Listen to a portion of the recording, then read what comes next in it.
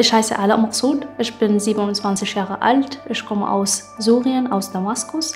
Ich bin hier seit ungefähr 2 Jahren und 6 Monaten. Ich habe mein Medizinstudium in Syrien abgeschlossen und dann bin ich direkt hierher gekommen. Ich bin Elis Brkić aus Bosnien und bin 40 Jahre alt und seit 3 Jahren bin ich bei der Renngruppe in Neustadt an der Donau als Elektroanlagemonteur beschäftigt. Ich heiße Olga Truhanova, ich bin 45 Jahre alt. Vor 9 Jahren bin ich nach Deutschland gekommen. Ich bin aus Ostukraine gekommen. Ich bin Friseurmeisterin von Beruf. Jetzt habe ich mein eigenes Friseurstudio. Ich bin selbstständig.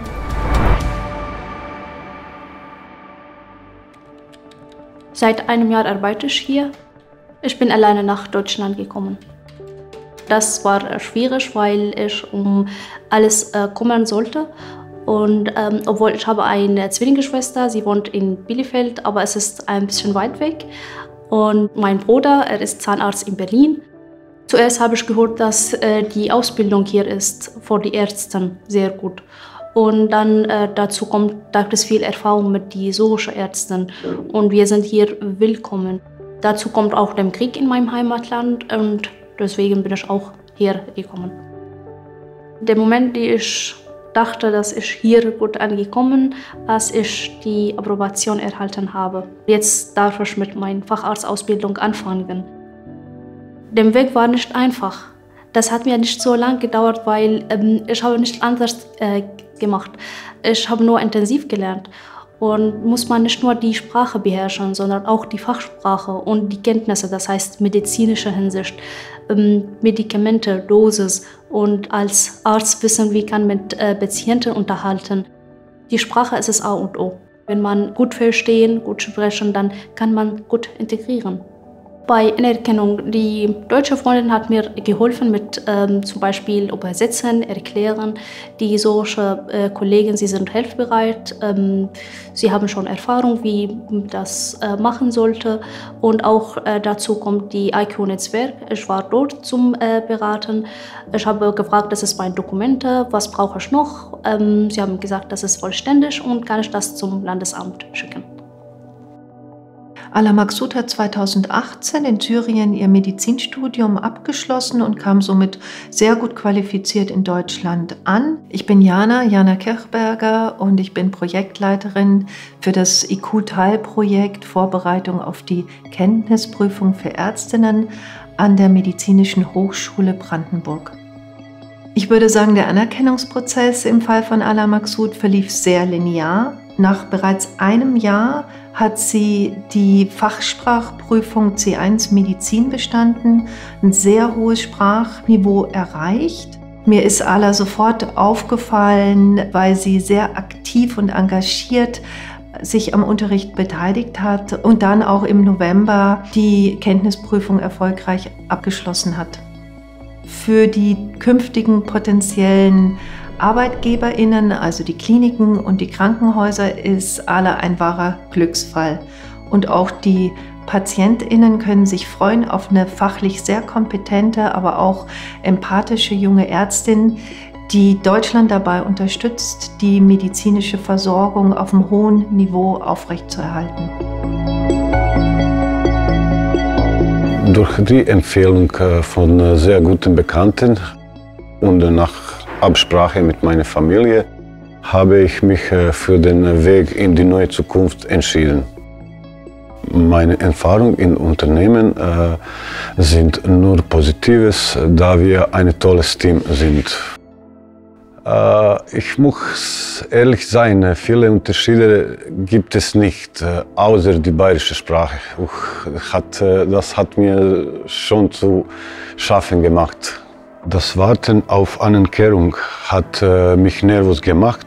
Ansonsten kann ich mich nicht beschweren, da meine Kollegen aus dem Personal die Kommunikation mit der IHK übernommen haben.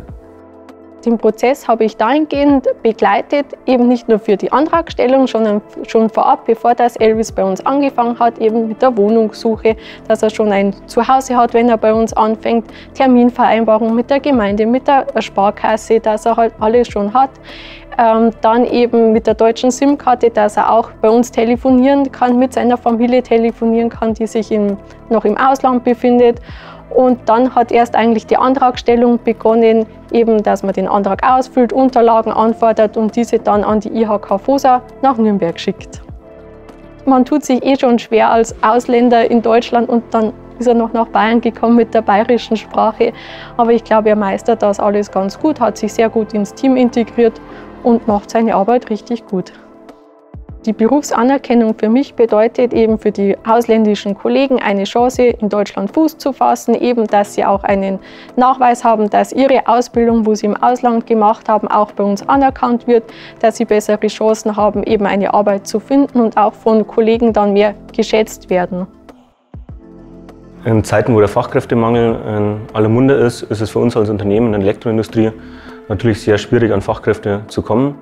Deswegen haben wir bewusst dafür entschieden, 2018 ein Konzept zu erstellen, wo wir Richtung Ausland gehen und Fachkräfte aus dem Ausland bei uns integrieren möchten. Dieses Konzept verfolgen wir jetzt seit 3 Jahren und haben 40 bis 50 Mitarbeiter bisher aus Bosnien und Serbien überwiegend gewinnen können. Und wir sind der Meinung, das ist der richtige Weg, gute Mischung in unserem Unternehmen und werden das auch weiterhin verfolgen.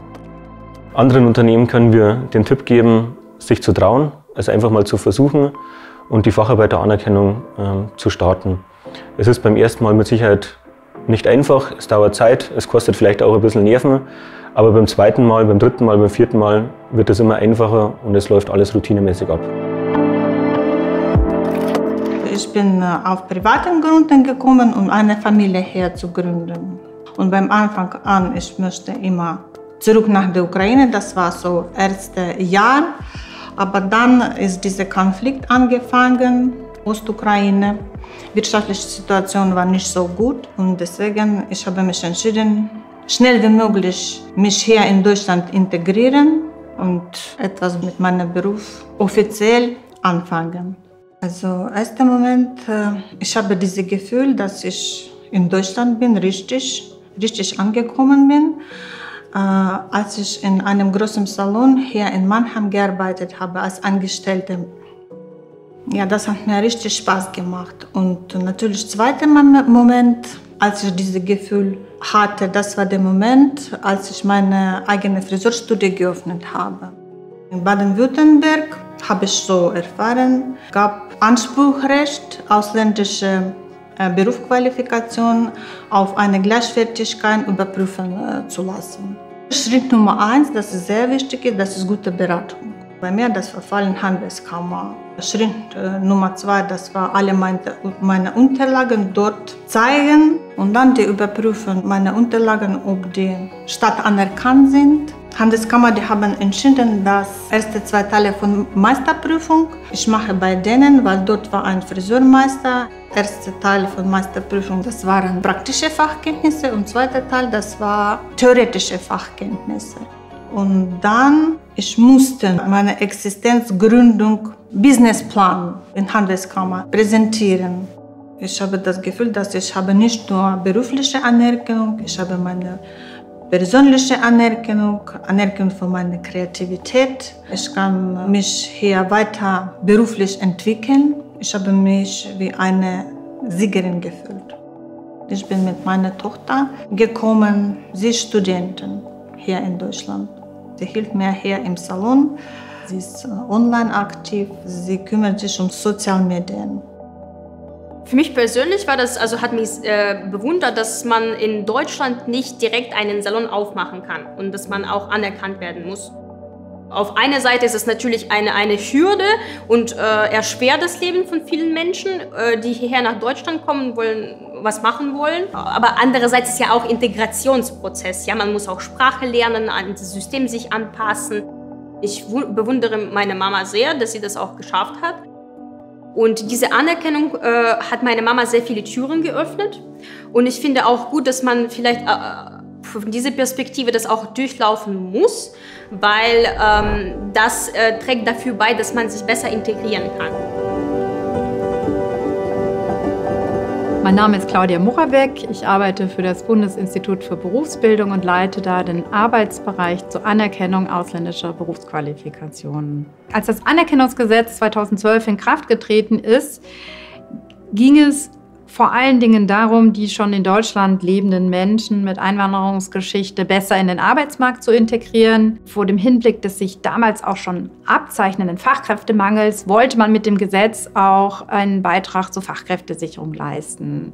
Wir wissen aus unserer Statistik, dass weit mehr als 400.000 Personen aus dem In- und Ausland das Anerkennungsgesetz des Bundes und die Anerkennungsgesetze der Länder in den letzten Jahren genutzt haben. Das Anerkennungsgesetz wirkt und wird sehr gut genutzt und das vor allen Dingen in Bereichen wie der Pflege oder anderen Berufen, wo wir einfach einen Fachkräftemangel haben. Ich würde einen anderen raten, Geduld zu haben. Der Weg ist es nicht einfach. Das dauert Zeit, aber es ist machbar. Ich will anderen sagen, niemals aufgeben und immer nach mir streben. Und die Anerkennung ändert vieles im Leben. Immer muss man nach vorne gucken und gibt es immer wieder etwas Interessantes zu lernen.